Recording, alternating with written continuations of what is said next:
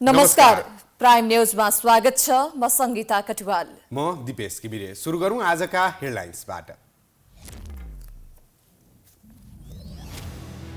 सत्तारूढ गठबन्धनले जनताको म्यान्डेटले 15 वर्षसम्म मुलुक हाँक्ने देउवाको उद्घोष। देश चलाउन गफभन्दा स्पष्ट दृष्टिकोण हुनुपर्नेमा जोड।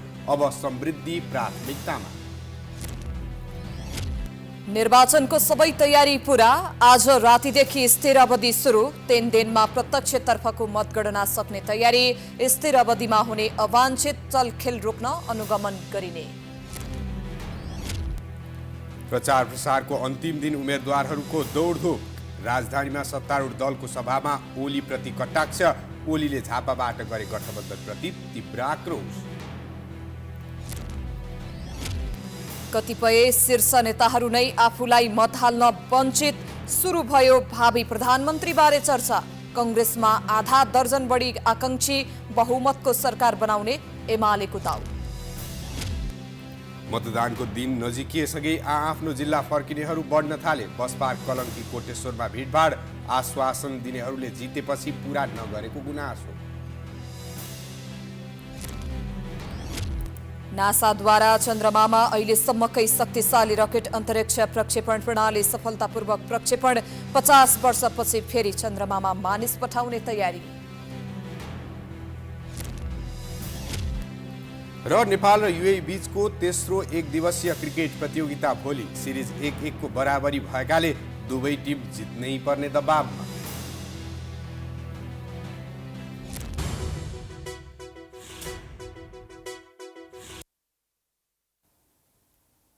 अब प्राइम न्यूज विस्तारमा। प्रधानमन्त्री शेरबहादुर देउवाले मुलुकको स्थायी शान्ति, स्थायित्व र विकासको लागि गठबन्धनले जित्नै पर्ने बताएका छन्। प्राइम टाइम्स टेलिभिजनको निर्वाचन महासंग्राममा पत्रकार ऋषि धमलासँग कुराकानी गर्दै प्रधानमन्त्री देउवाले मुलुकको हित र विकासका लागि गठबन्धनका उम्मेद्वारलाई जिताउनै पर्ने बताए। गठबन्धनको सरकार बन्छ, को प्रधानमन्त्री बन्छ भने म प्रधानमन्त्रीको लागि मलाई प्रधानमन्त्री हुन्छ भनेर मलाई भन्ने कुरा छैन। उहाँले सबैले सहयोग गर्यो भने प्रधानमन्त्री हुन्छ। प्रधानमन्त्री देउवाले वर्तमान 5 दलीय गठबन्धनलाई 15 वर्षसम्म लैजानुपर्नेमा जोड दिए। उनले निर्वाचनपछि गठबन्धनकै सरकार बन्ने दावी गर्दै प्रधानमन्त्री को बन्ने भन्ने विषयमा छलफल भइ नसकेको जिकिर गरे। गठबन्धनले निर्णय गरे आफू फेरि मुलुकको प्रधानमन्त्री बन्न तयार रहेको उनको शान्तिका लागि कुनै पनि हालतमा यो मरेर ल्याएको प्रजातन्त्र जो छ कुनै पनि हालतमा कसैले खोज्न नसकोस्, प्रजालाई कसैले रोक्न नसकोस्, प्रजालाई स्थायी रूपमा स्थापित गराउने र साथसाथै देशको विकास पनि स्थायी रूपले गराउने हो। कुनै किसिमको तानाशाही प्रवृत्ति, कुनै किसिमको चाहिँ अप्रजातान्त्रिक व्यवस्था ल्याउनु जसले खोजे पनि हामी यसलाई कुनै हालतमा हुन दिन्नौँ। एमाले अध्यक्ष केपी शर्मा ओलीका गफमा जनताले विश्वास गर्न छाडेको उनको भनाइ छ। देउवासँगको अन्तर्वार्ता आज राति 8 बजेको जनता जान्न चाहन्छन् कार्यक्रममा प्रसारण हुनेछ। निर्वाचन आउन 2 दिन मात्रै बाँकी हुँदा निर्वाचन आयोगले निर्वाचनका सबै तयारी लगभग पूरा गरेको छ। आज मध्यरातिदेखि स्थिर समय सुरु हुने भएकाले स्थिर समयमा प्रचार प्रसार, छलफल तथा जमघट गर्न नहुने भन्दै आयोगले उम्मेदवारलाई पुनः सचेत गराएको छ। एक रिपोर्ट। बिहिबार मध्यरातिदेखि निर्वाचनको लागि स्थिर समय सुरु हुँदैछ। स्थिर समयमा हुन सक्ने चलखेल, प्रचार प्रसार, जमघट लगायतका विषयमा आयोग थप चनाखो भएर विभिन्न ठाउँमा घुम्ती टोली परिचालन गर्ने भएको छ। आयोगको अधिकार समेत प्रयोग गर्ने गरी सहसचिव वा उपसचिवको नेतृत्वमा सरकारी कर्मचारी र प्रहरी लगायत रहने घुम्ती टोली परिचालन गर्न लागि हो। टोलीले स्थानीय प्रशासन ऐन अनुसार प्रमुख जिल्ला अधिकारीको अधिकार र आयोगको आचार संहिता पालनाको अधिकार समेत प्रयोग गर्नेछ। मतगणनाको काम नसकिएसम्म सभा, जुलुस लगायतका प्रचार प्रसारको काम गरे 25,000 सम्मको जरिवाना गर्ने प्रमुख निर्वाचन आयुक्त दिनेश थपलियाले जानकारी दिएका छन्। उनले निर्वाचन बिथुल्ने, बुथ कब्जा गर्ने लगायत कुनै पनि निर्वाचन विरोधी काम रोक्नका लागि आवश्यक सुरक्षा तयारी गरिएको समेत दावी गरे। निर्वाचनलाई भयरहित, निष्पक्ष बनाउनका लागि सबै सुरक्षा निकाय तथा मतदान सम्बन्धी कर्मचारीलाई आयोगले निर्देशन दिएको छ। होचभत्तेर गर्न, नियन्त्रण गर्ने भन्ने विषय छ। यो स्वाभाविक रूपले मैले अघि भनेको विषयले पनि इङ्गित गर्दछ। अहिले हामीले यो अघि मैले सुरुमा राखेको कुराले पनि भनेको छ, स्थानीय तहका सम्पूर्ण सुरक्षा निकायहरू जो क्रियाशील छन् तिनले देख्लान्। अहिले खटिएको चाहिँ मोबाइल टिम त्यसै गरेर सुरक्षाको निम्ति खटिएका कर्मचारी लगायत जो कोहीले पनि त्यसलाई आफ्नो कर्तव्य सम्झेर हामीलाई सूचना दिनुहोस्, कारबाही गर्ने निकायले कारबाही गर्नुहोस् भनेर भनेका छौँ। त्यस्तै योभन्दा अगाडि भएका निर्वाचनहरूमा बुथ कब्जा गर्ने, राजनीतिक दलका कार्यकर्ताबीच धरपकड भएर चुनाव बिथोलिने लगायतका घटना हुने गरेका थिए। त्यस्तै मतदाताभन्दा धेरै मत खसेको अवस्थामा मतदाताभन्दा बढी मत नहुने भन्दै थपलियाले अस्वाभाविक मत खसेको पाइए पुनः निर्वाचन गराउने बताए। कुन कुन ओडाको कुन कुन मतदान केन्द्रमा कति कति मत खस्यो र त्यो बाहिरी आँखाले हेर्दा अस्वाभाविक लाग्ने हुन्छ कि हुँदैन।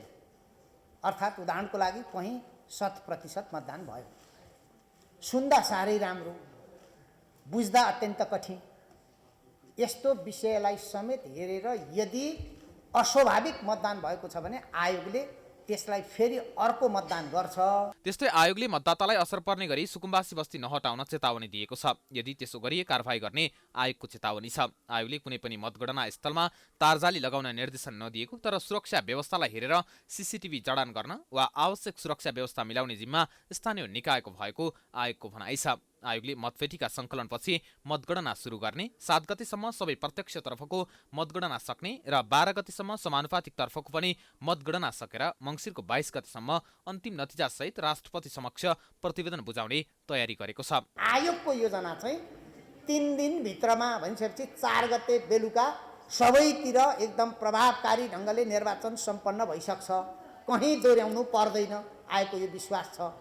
त्यसपछि हामी 5, 6, 7 गतेको बेलुकासम्ममा फर्स्ट पास्ट द पोस्टतर्फको सबै, त्यसपछिको 5 दिनभित्रमा समानुपातिक तर्फको सबै मतगणना सक्ने गरी योजना बनाएका छौँ। मतगणना भइरहँदा मतपरिणामको अवस्था आयोगले समय समयमा अध्यावधिक गरिरहने जनाएको छ। निर्वाचनमा 1,79,88,570 मतदाताले 10,892 मतदान स्थलबाट मतदान गर्नेछन्। निर्वाचनमा प्रतिनिधि सभाको प्रत्यक्षतर्फ 2,412 र 2,179 समानुपातिक गरी कुल 5,636 उम्मेद्वार बन्द सूचीमा रहेको र प्रदेशको प्रत्यक्षतर्फ 3,224 र समानुपातिकतर्फ 3,708 उम्मेद्वार बन्द सूचीमा रहेको आयोगले जनाएको छ। नेकपा माओवादी केन्द्रका अध्यक्ष पुष्पकमल दाहालले केपी ओली नैतिकताका आधारमा राजनीतिमा रहन सक्ने अवस्था नरहेको बताएका छन्।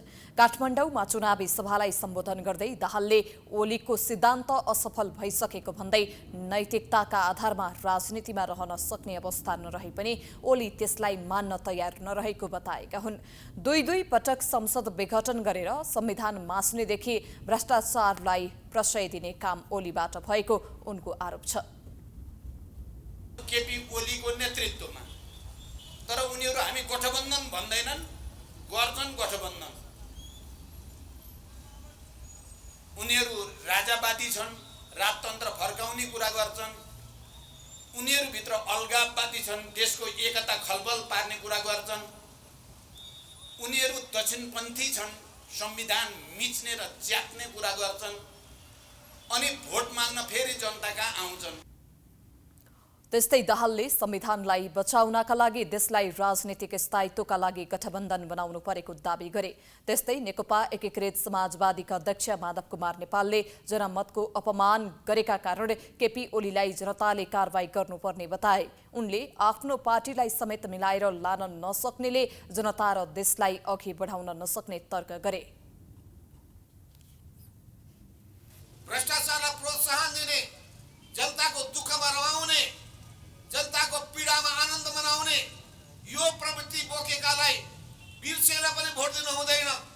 त्यसो हुनाले सूर्यमा ग्रहण लागिसकेको छ, त्यो सूर्यको पछि लाग्ने काम कर्साकी मार्ग पनि कसैले गर्न हुँदैन। गठबन्धनले मौन अवधि सुरु हुनु अघि काठमाडौँमा अन्तिम चुनावी सभा आयोजना गरेको थियो। नेकपा एमालेका अध्यक्ष केपी शर्मा ओलीले एमालेलाई ढाल्ने हिम्मत नभएकै कारण गठबन्धन बनाउनु परेको बताएका छन्। बिहिबार झापा क्षेत्र नम्बर 1 मा आयोजित चुनावी सभालाई सम्बोधन गर्दै ओलीले एमालेलाई पराजित गर्ने हिम्मत कसैसँग नरहेको भन्दै अहिलेको निर्वाचनमा पनि एमालेसँग डराएर गठबन्धन बनाउनु परेको बताएका हुन्। उनले अब स्वार्थको गठबन्धन रोज्ने कि सुदृढ राष्ट्रिय शक्ति निर्माण गर्ने भन्ने फैसला निर्वाचनले गर्नुपर्ने जिकिर गरे। राष्ट्रियता स्वाभिमान कमजोर पार्नका लागि देशको विकास रोक्ने धेरै षड्यन्त्र भइरहेको भन्दै उनले मङ्सिर 4 को निर्वाचनले यसको फैसला गर्नुपर्ने बताए। उनले सरकारमा पुगेर गलत काम गर्न खोजेपछि नागरिकताका विषयमा राष्ट्रपतिले राष्ट्रको पक्षमा काम गरेको जिकिर गरे।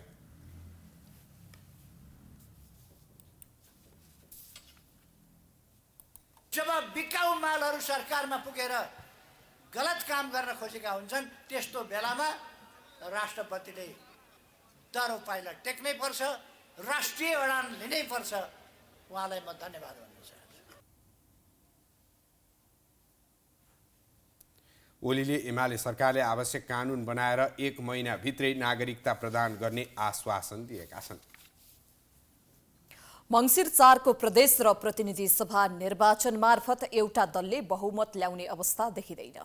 मतदानको दिन नजिकिँदै गर्दा कांग्रेस, माओवादी, एमाले, एकीकृत समाजवादी, राप्रपादेखि अन्य साना दलका शीर्ष नेताहरू को कति सुरक्षित र जोखिममा छन् भन्ने चर्चा र बहस बाक्लिएको छ। एक रिपोर्ट। 2048 यता लगातार संसदीय चुनाव जित्दै आएका प्रधानमन्त्री एवं नेपाली कांग्रेसका सभापति शेरबहादुर देउवाले गृह जिल्ला डडेलधुरामा कांग्रेसकै चुनौती सामना गर्नु परेको छ।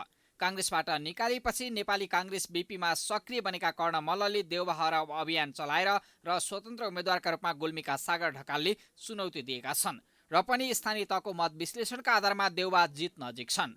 तनहु 1 मा कांग्रेस वरिष्ठ नेता रामचन्द्र पौडेलले समेत आफ्नै पार्टीका नेता गोविन्द राज जोशीको चुनौती सामना गर्नु परेको छ। एमालेले समेत जोशीलाई समर्थन गरे पनि पार्टीका नेता कार्यकर्ता र गठबन्धन दलले धोका नदिएमा पौडेलको जित सहज नै देखिन्छ। कांग्रेस नेता शेखर कोइराला पनि मोरङ 6 मा एमालेका लालबाबु पण्डितसँग बदला लिने गरी मैदान उत्रिएकाले रोचक भिडन्त हुँदैछ। एमाले अध्यक्ष ओली झापा 5 मा आफू सुरक्षित रहेको महसुस गरिरहेका छन्। 2064 पछिका सबै चुनाव जितेका ओली स्थानीय तहको मत र राप्रपा जसपासँगको तालमेलले थप ढुक्क बनी पनि विगतकै प्रतिद्वन्दी कांग्रेस नेता डाक्टर खगेन्द्र अधिकारीले टक्कर दिँदैछन्। काठमाडौँ 5 मा एमाले वरिष्ठ उपाध्यक्ष ईश्वर पोखरेललाई कांग्रेसका युवा नेता प्रदीप पौडेल र स्वतन्त्रबाट रञ्जु दर्शनाले कडा टक्कर दिँदैछन्। स्थानीय तहको मत विश्लेषणका आधारमा पोखरेल केही सुरक्षित देखिए पनि काठमाडौँमा देखिएको युवाप्रतिको आकर्षणले जोखिम बढाएको छ। चितवन 3 छोडेर गोर्खा 2 मा पुगेका माओवादी केन्द्रका अध्यक्ष पुष्पकमल दाहाल प्रचण्ड विरुद्ध नेकपा एमालेका अब्दुस मिया प्रतिस्पर्धी छन्। स्थानीय तहको मतका आधारमा सुरक्षित रहेका दाहाल कांग्रेस र एकीकृत समाजवादीको गठबन्धनबाट थप सुरक्षित बनेका छन्। लमजुङमा गण्डकीका पूर्व मुख्यमन्त्री तथा एमाले उपमहासचिव पृथ्वी सुब्बा गुरुङ र माओवादीका महासचिव देव गुरुङबीच रोचक प्रतिस्पर्धा हुँदैछ। रहरले नभई बाध्यताले एकअर्काका प्रतिस्पर्धी बनेका 2 गुरुङमध्ये एकको संसद यात्रा मङ्सिर 4 को चुनावले ब्रेक लगाउनेछ। एमालेबाट विद्रोह गरेर एकीकृत समाजवादी दल गठन गरेका माधव कुमार नेपाल रौतहट 1 मा सुरक्षित जस्तै छन्। 2070 को निर्वाचनमा तत्कालीन लोकतान्त्रिक फोरमबाट प्रतिस्पर्धी बनेका अजय गुप्ता नै यसपटक एमालेबाट माधव नेपालका प्रतिस्पर्धी छन्। स्थानीय तहको मतका आधारमा एक्लै जित उन्मुख देखेका नेपाल कांग्रेस, माओवादी केन्द्र र लोकसभाको साथ पाउँदा जितमा ढुक्क जस्तै छन्। यता इलाम क्षेत्र नम्बर 1 मा झलनाथ खनालको प्रतिस्पर्धा एमालेका जिल्ला अध्यक्ष महेश बस्नेतसँग हुँदैछ। 2048 देखि निर्वाचन लड्दै आएका खनाल 2056 मा पराजय बाहेक सबैमा विजयी भए पनि यो पटक कांग्रेस र गठबन्धनको मत तान्न नसकेमा जोखिममा छन्। एमालेको समर्थनमा झापा 3 मा उम्मेदवारी दिएका राप्रपा अध्यक्ष राजेन्द्र प्रसाद लिङदेन र कांग्रेस नेता कृष्ण शेटवाला बीच रोचक भिडन्त हुँदैछ। स्थानीय तहको मतका आधारमा लिङदेनको जित सहज देखिए पनि यहाँ कडा टक्कर हुनेछ। सप्तरी 2 मा जनता समाजवादी पार्टी जसपाका अध्यक्ष उपेन्द्र यादवले जनमत पार्टीका अध्यक्ष सीके राउत र लोकतान्त्रिक समाजवादी पार्टी लोकसभाका नेता जयप्रकाश ठाकुरको चुनौती सामना गर्नुपर्नेछ। सुनसरी 1 मा जसपाका अशोक राई समेत जोखिममा छन्।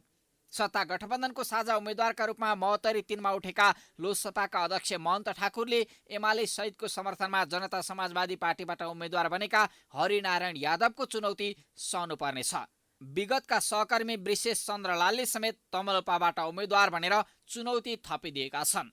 सर्लाही 2 मा लोकसभाका वरिष्ठ नेता राजेन्द्र महतो र नेपाल समाजवादी पार्टीका अध्यक्ष महेन्द्र राय यादव प्रतिस्पर्धी छन्। यी 2 वरिष्ठ नेतामध्ये एकको संसद यात्रामा मङ्सिर 4 को निर्वाचनले ब्रेक लगाउनेछ। नवगठित दल राष्ट्रिय स्वतन्त्र पार्टीका अध्यक्ष रवि लामेछाने चितवन 2 बाट संसद प्रदेशको सम्भावनालाई बलियो बनाएका छन्। प्राइम न्यूज जारी छ, हामी ब्रेकपछि आउँछौं।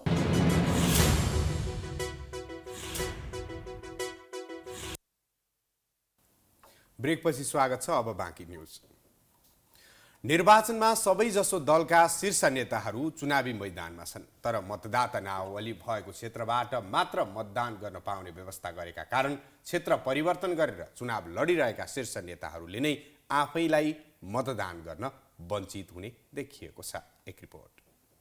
निर्वाचनमा राजनीतिक दलका शीर्ष नेता एवं जो कोही योग्य मतदाता जुनसुकै निर्वाचन क्षेत्रबाट प्रतिस्पर्धा गर्न पाउँछन्, जसअनुसार शीर्ष नेताहरूले निर्वाचन क्षेत्र परिवर्तन गरेर उम्मेदवारी दिएका छन्। नेकपा एमालेका अध्यक्ष केपी शर्मा ओली भक्तपुरको सूर्य विनायक नगरपालिका 3 का मतदाता हुन्। ओली झापाको क्षेत्र नम्बर 5 बाट प्रतिनिधि सभाका उम्मेदवार छन्। ओलीले पनि आफ्नो लागि मतदान गर्न पाउने छैनन्। माओवादी केन्द्रका अध्यक्ष प्रचण्डको मतदाता नावली चितवन 3 मा छ।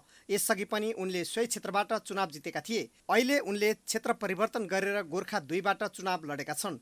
उनले पनि आफूलाई मतदान गर्न पाउँदैनन्। मोरङ 5 का मतदाता रहेका जसपाका अध्यक्ष उपेन्द्र यादव सप्तरी 2 बाट उम्मेदवार बनेका छन्। लोसपाका अध्यक्ष महन्त ठाकुर सर्लाही 1 का मतदाता हुन्, तर ठाकुरले क्षेत्र परिवर्तन गरेर महोत्तरी 3 बाट उम्मेदवार बनेका छन्। नेपाली कांग्रेसका नेता डाक्टर शेखर कोइराला मोरङ 4 का मतदाता हुन्, तर उनले मोरङ 6 बाट प्रतिनिधि सभाका उम्मेदवार बनेका छन्। नेपाली कांग्रेसका पूर्व महामन्त्री कृष्ण सिटौलाको मतदाता नावली झापा 1 मा छ, तर उनले झापा 3 बाट उम्मेदवार बनेका छन्। राष्ट्रिय जनमोर्चाका अध्यक्ष चित्रबहादुर केसीको मतदाता नावली रूपन्देहीमा छ, तर बागलुङ 1 बाट संसदीय निर्वाचन लडेका केसीले पनि आफूलाई मतदान गर्न नपाउने भएका छन्। नेपाली कांग्रेसका युवा नेता प्रदीप पौडेलको मतदाता नावली तनहुँ 2 मा छ, तर उनले काठमाडौँ 5 बाट उम्मेदवारी दिएका छन्। उनले पनि आफूलाई मतदान गर्ने छैनन्। कांग्रेस सहमहामन्त्री महालक्ष्मी उपाध्यायको निर्वाचन क्षेत्र मकवानपुर 1 हो। उपाध्यायले मकवानपुर 2 बाट उम्मेदवारी दिएकी छिन्। क्षेत्र परिवर्तन गरेका कारण कांग्रेस नेत्री सुजाता कोइराला, मोहन बस्नेत लगायत प्रतिनिधि सभामा उम्मेदवार बनेका झण्डै 7 दर्जन उम्मेदवारले पनि आफूलाई मतदान गर्न नसक्ने भएका छन्। आयोगले मतदाता भएको क्षेत्रबाट मात्र मतदान गर्न पाउने व्यवस्था गरेपछि शीर्ष नेताले नै आफूलाई मतदान गर्न वञ्चित भएका छन्। राजनीतिका जानकारले आफू उम्मेदवार भएको क्षेत्रमा उम्मेदवारले आफैलाई मतदान गर्ने व्यवस्था आयोगले नगर्नु भनेको अलोकतान्त्रिक भएको बताएका छन्। निर्वाचनमा जुनसुकै क्षेत्रबाट उठ्ने व्यवस्था भएपछि उम्मेदवारले पनि त्यही ठाउँबाट मतदान गर्न पाउनुपर्ने आवाज पनि उठेको छ। प्रतिनिधि सभा तथा प्रदेश सभा निर्वाचन आउन 3 दिन बाँकी छ। प्रधानमन्त्री बन्न कांग्रेस सभापति शेरबहादुर देउवा, पूर्व प्रधानमन्त्री प्रचण्डदेखि नेपाली कांग्रेसका महामन्त्री गगन कुमार थापासम्मले आकांक्षा देखाएका छन्। देशको कार्यकारी पदमा पुग्न रामचन्द्र पौडेल, शेखर कोइराला लगायतका नेताले आकांक्षा राखेका छन्। एमाले अध्यक्ष केपी ओलीलाई प्रधानमन्त्रीको रूपमा अघि सारेको छ। एक रिपोर्ट। नेकपा माओवादी केन्द्रका अध्यक्ष पुष्पकमल दाहाल प्रचण्डले स्थानीय निर्वाचनको परिणामको अन्तिम चरणमा आउँदा नै आफूलाई प्रधानमन्त्री बन्ने अफर आएको बताएका थिए। स्थानीय निर्वाचनमा तेस्रो शक्ति बनेपछि उत्साहित बनेका नेकपा माओवादी केन्द्रका अध्यक्ष प्रचण्डले जेठ 15 गते प्राइम टाइम्स टेलिभिजनको वार्षिक उत्सव कार्यक्रममा आफूलाई प्रधानमन्त्रीको अफर आएको अभिव्यक्ति दिए। अहिले पनि प्रचण्डले आफ्नो भनाइलाई पुनः दोहोर्याएका छन्। समृद्धिको नेतृत्व गर्ने मौका पाएँ भने म त्यो जिम्मेवारी लिन्छु भनेको छु। त्यसमा मैले फेरि लुकाएको छैन, तर फेरि म भएन भने गठबन्धन तोड्छु भन्ने कुरा सत्य होइन। त्यसको लगत्तै सत्ताको अर्को घटक नेकपा एकीकृत समाजवादीका अध्यक्ष माधव कुमार नेपालले पनि आफूलाई प्रधानमन्त्री बन्न अफर आएको बताएका थिए। निर्वाचन परिणामले प्रधानमन्त्री बन्ने नबन्ने आधार तय गर्ने भए पनि निर्वाचनको मुखमै आएर दलका नेताहरूले आफू प्रधानमन्त्रीका लागि योग्य रहेको घोषणा गर्न थालेका छन्। हाम्रो एक प्रकारले भन्यो हाम्रो टेस्टै भएको छैन क्या। हाम्रो टेस्ट कतिखेर हुने हो भने हामीले ड्राइभ गर्दाखेरि ड्राइभ गर्न जानेनौँ भने टेस्ट हुने हो होइन। त्यसरी अब हाम्रो टेस्ट हुन्छ।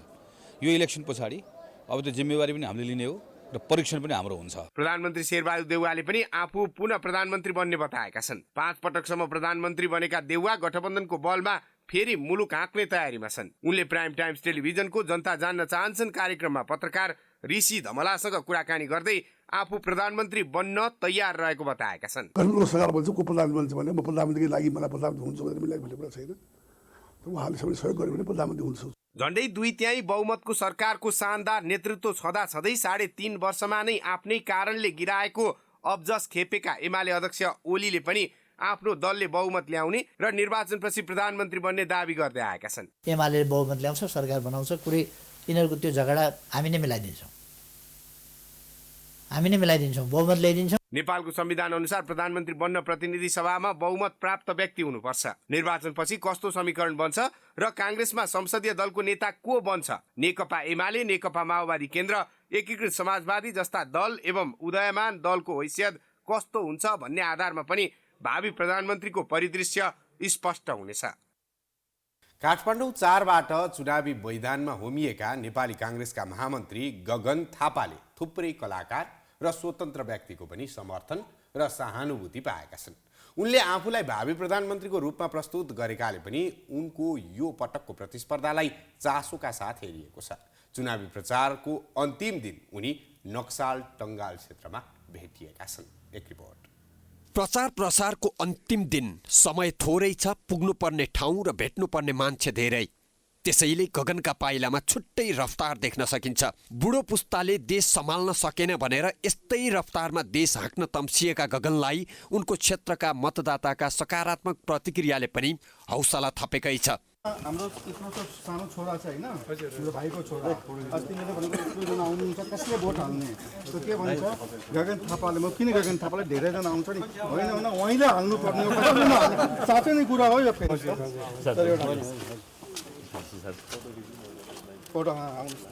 देशलाई गाडीको बिम्बको रूपमा प्रस्तुत गरी देश हाँक्नेलाई ड्राइभरको संज्ञा दिइरहेका गगनले यो पटक ड्राइभिङ सिट नै ताकेका छन्। आफूभन्दा अघिल्लो पुस्ताका ड्राइभरहरूले देशलाई दुर्घटनामा लैजानै आँट्दा त्यसको अपजस आफ्नो पुस्ताले पनि लिनु परेको, तर यस्ता दुर्घटनामा आफ्नो पुस्ताको कुनै भूमिका नरहेको उनको बुझाइ छ।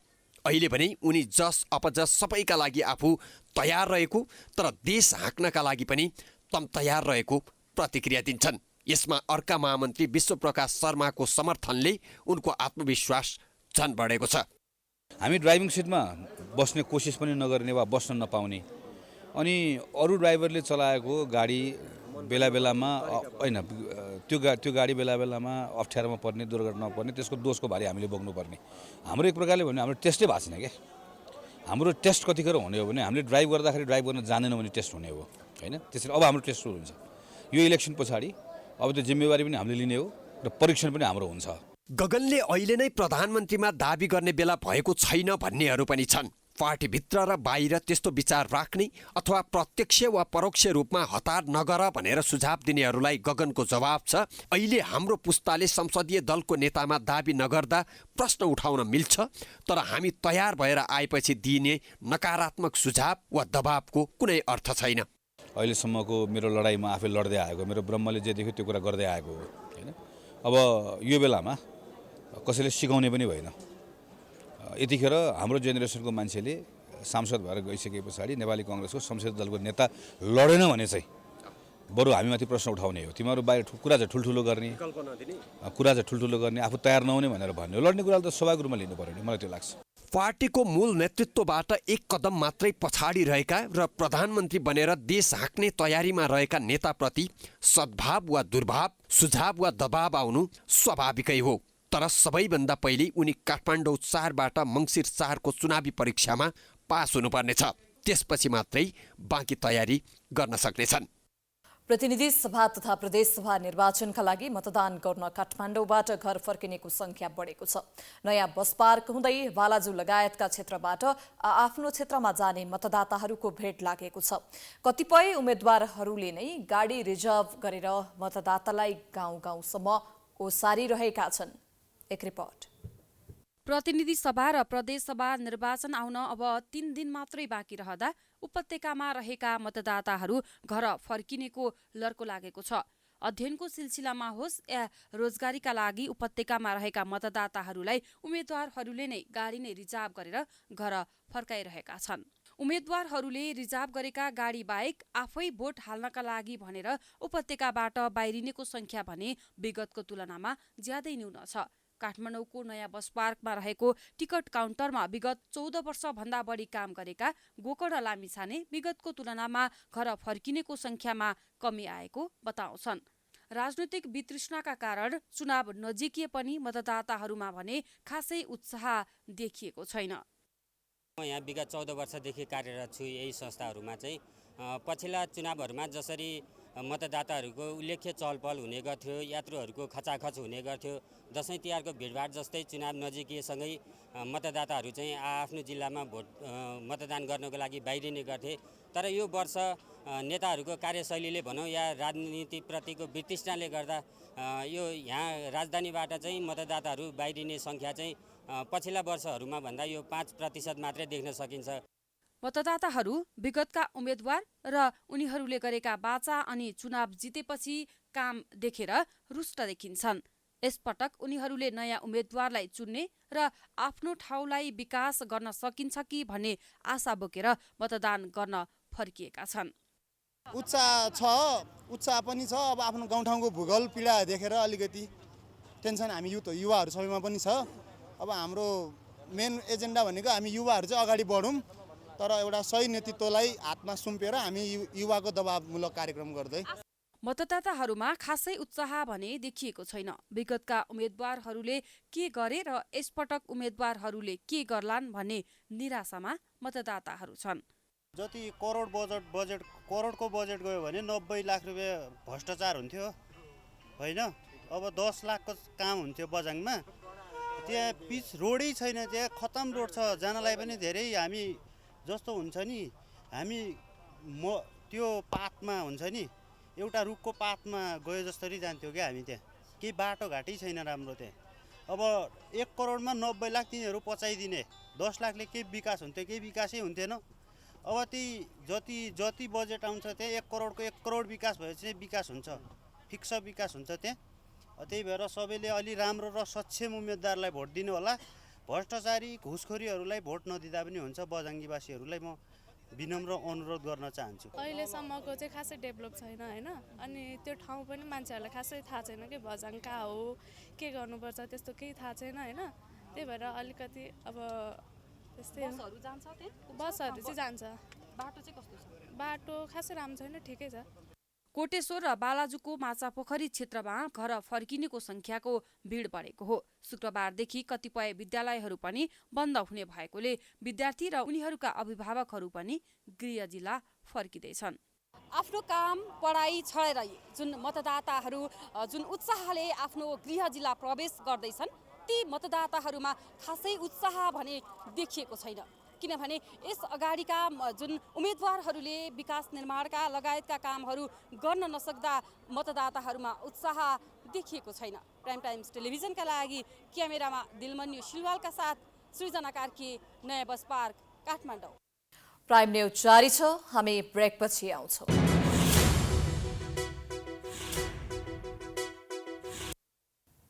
ब्रेकपछि स्वागत छ। अब बाँकी न्यूज। जिल्ला प्रशासन कार्यालय काठमाडौँले निर्वाचनको कामले गर्दा प्रशासनिक काम नहुने भन्दै सेवाग्राहीलाई गेटबाटै फर्काउन थालेको छ। प्रशासनिक कामलाई भन्दा निर्वाचनलाई केन्द्रित गरेको भन्दै आम सेवाग्राहीले असन्तुष्टि पोखेका छन्। एक रिपोर्ट। जिल्ला प्रशासन कार्यालय काठमाडौँले मङ्सिर 1 गतेदेखि 6 गतेसम्म प्रशासनिक काम नहुने बताएको छ। आम सेवाग्राही भने असन्तुष्ट छन्। सरकारी कागजातको महत्त्वपूर्ण काम गर्ने निकाय नै व्यस्त भएका कारण सेवाग्राहीका महत्त्वपूर्ण कामहरू रोकिन थालेका छन्।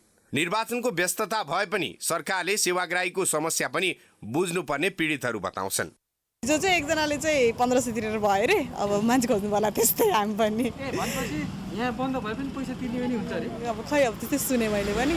अब यो के भने सत्ता सरकारमा रहेकाहरूले देशमा चुनावहरूदेखि लिएर विभिन्न कुराहरू त्यो चाहिँ नियमित कुराहरू हुँदै गर्छन्। त्यो हुँदाखेरि जुन चाहिँ डे टु डेको अफिसियल कुराहरू त्यो चाहिँ पनि कन्टिन्यू हुनुपर्छ। त्यसलाई रोकेर चाहिँ चुनावलाई मात्र भनेर रोक्नु हुँदैन भन्ने मलाई लाग्छ। यो गृह मन्त्रालय मार्फत जानकारी दिनुपर्छ पर्दैन, टिभीमा स्कोलिङ दिनुपर्छ पर्दैन।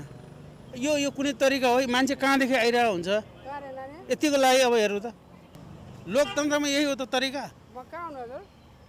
हामीले कहाँ जाने अधिकार खोज्नु? महत्त्वपूर्ण कामलाई त खुल्नुपर्ने हो, मेन पावर त्यसरी परिचालन गर्नुपर्ने हो। कर्मचारी सङ्गठनले पनि त्यो विचार गर्नुपर्ने, निर्वाचन आयोगले पनि त्यो विचार गर्नुपर्ने होइन। सरकारले त्यो विचार गरेर मात्रै एउटा निर्णय गर्नुपर्ने। अर्को त्यो सँगसँगै यो कर्मचारी परिचालन गर्ने मन्त्रालयले विचार गर्नुपर्ने होइन कि नेपाल सरकार पुरै बन्द दिनु बिदा भन्नुपर्छ पुरै बिदानी भन्दा नसक्ने कार्यालय खुलेर राख्ने हुँदैन काम भने के भने त्यो कर्मचारीहरू भने निर्वाचनको कामले गर्दा जनशक्ति नभएका कारण प्रशासनिक काममा अवरोध भएको बताउँछन्। सबै कर्मचारीहरू निर्वाचनको काममा खटिनु भएको हुँदा कोही मतदान अधिक, कोही सहायक मतदान अधिक, कोही सहायक कर्मचारीहरू निर्वाचनको काममा खटिएको हुनाले अब अहिले स्थगित भनेर सूचना निकालेछ जिल्ला प्रशासन कार्यालयले। होइन त्यो शान्ति सुरक्षा जस्ता कामहरू हुन्छ नि त, त्यो कामहरूलाई चाहिँ खुलेको हो, अरूलाई होइन। देशमा एउटा काम गर्दा अर्को काम रोक्नुपर्ने स्थिति आउनु दुःखद हो। प्रशासनिक कार्यलाई यसरी रोक्दा आम जनताले झन दुःख पाउने गरेका छन्। यस्तो समस्या जनताले धेरै वर्षदेखि भोग्दै आएका छन्। यस्ता समस्या समाधानका लागि सम्बन्धित निकायको समयमै ध्यान जान जरुरी छ। प्राइम टाइम्स टेलिभिजनका लागि क्यामेरामा दिलमन्यु सिलवालका साथ रेमन नेपाली, काठमाडौँ। अब बिजनेस न्यूज।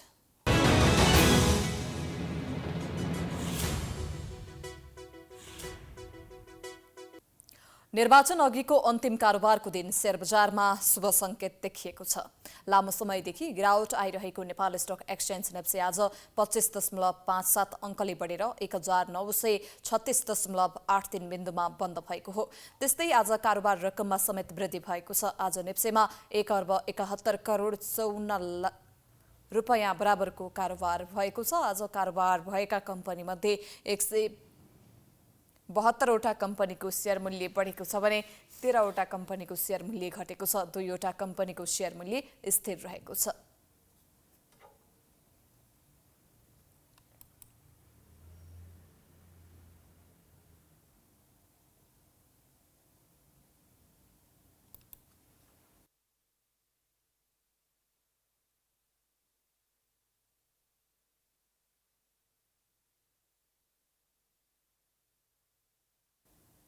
अब स्पोर्ट्स न्यूज।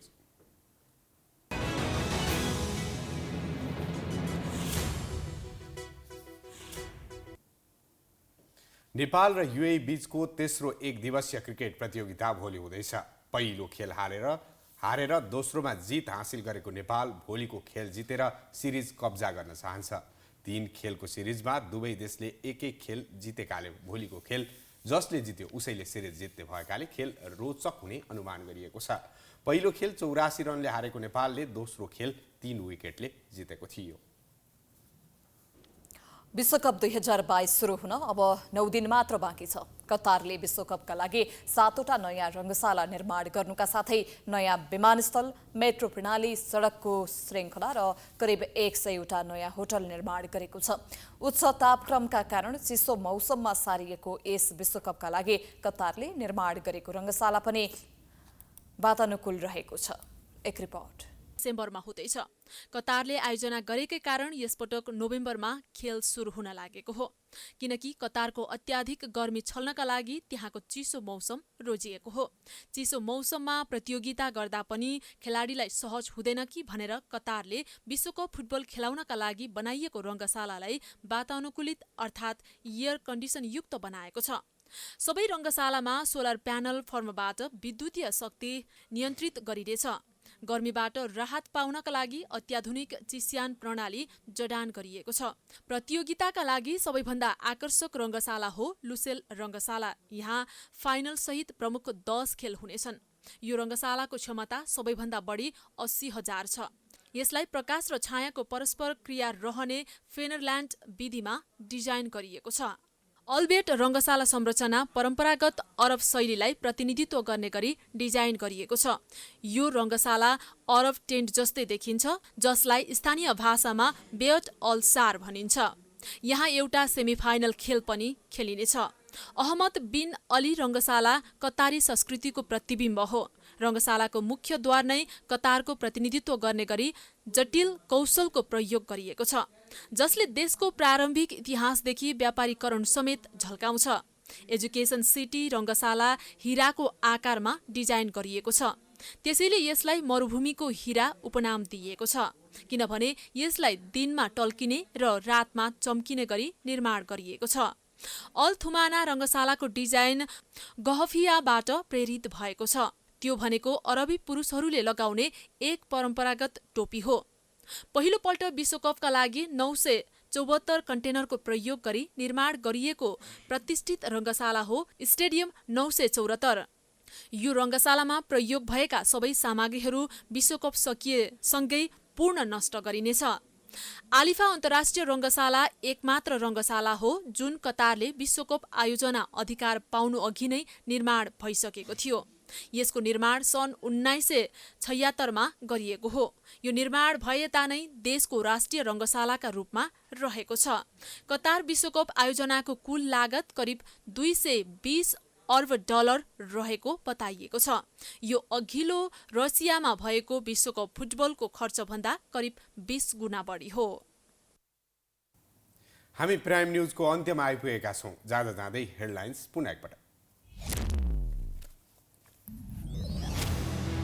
सत्तारूढ गठबन्धनले जनताको म्यान्डेटले 15 वर्षसम्म मुलुक हाँक्ने देउवाको उद्घोष। देश चलाउन गफ भन्दा स्पष्ट दृष्टिकोण हुनुपर्नेमा जोड।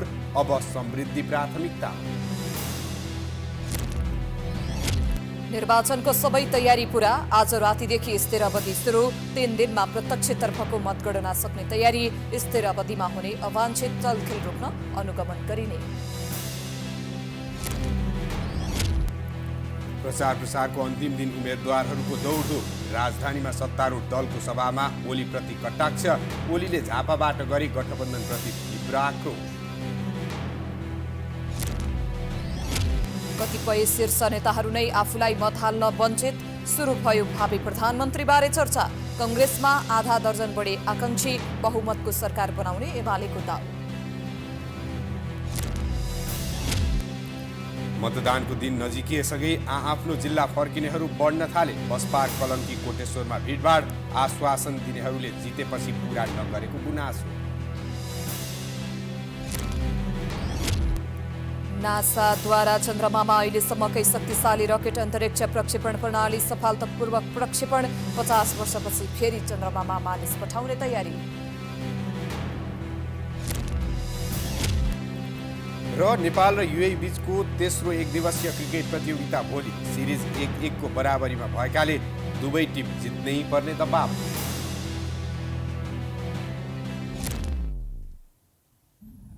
प्राइम न्युज अहिलेलाई सकियो। यसपछिको प्रस्तुति जनता जान्न चाहन्छन् ऋषि धमलाको साथमा। हेर्दै गर्नुहोला प्राइम एचडी। नमस्कार।